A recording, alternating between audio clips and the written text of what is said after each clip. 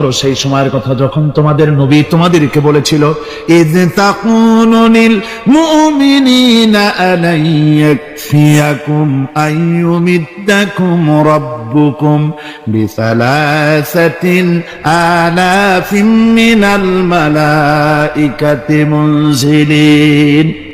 আল্লাহ রাব্বুল আলামিন বলেন, আমি এইভাবে করে যখন তোমাদের নবী তোমাদেরকে বলেছিল যে তোমাদের জন্য এটা কি যথেষ্ট নয় যে আল্লাহ পাক তোমাদের জন্য 3000 দিয়ে ফেরেশতা নাজিল করবেন। হ্যাঁ, আমি তখন 3000 ফেরেশতা নয় বরং 5000 ফেরেশতা দিয়ে তোমাদেরকে সাহায্য করার ওয়াদা করেছি।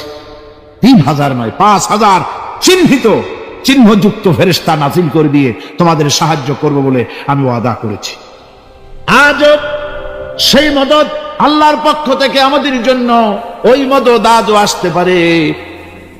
কবি বলছেন, যায় বদরে পয়দা কুন ফিরিস্তে তেরি নুসরত কো উতর সকতে গর্দু সে কতর অন্দর কতর আবি। বদরের মুসলমানদের মতো যদি ঈমান তোমাদের আসে তাহলে আজও আকাশ থেকে কাতারে কাতারে ফেরেশতা আমি আল্লাহ অবতীর্ণ করে দিতে পারি। সুবহানাল্লাহ ওয়া বিহামদিহি।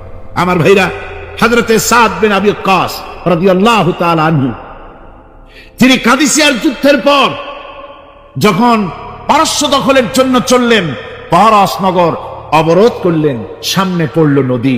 এই নদী পাড়ি দিবেন, সাথে তার হাজার হাজার সৈন্য, এই সৈন্য নিয়ে নদী পাড়ি দিবেন। জিজ্ঞেস করলেন সাহাবীদের, তোমরা কি চাও?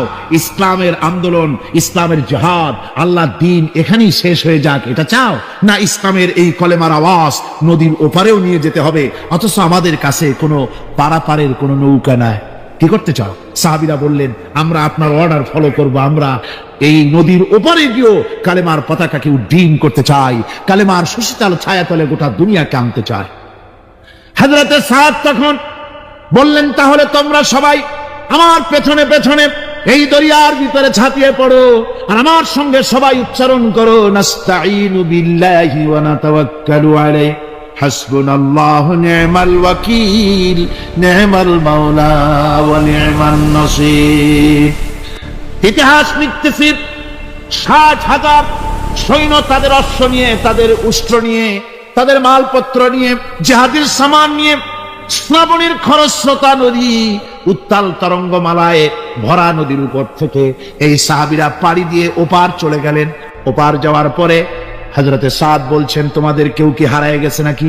সবাই এদিক ওদিক তাকায়, খোঁজ করে বলল, মানুষ তো দূরের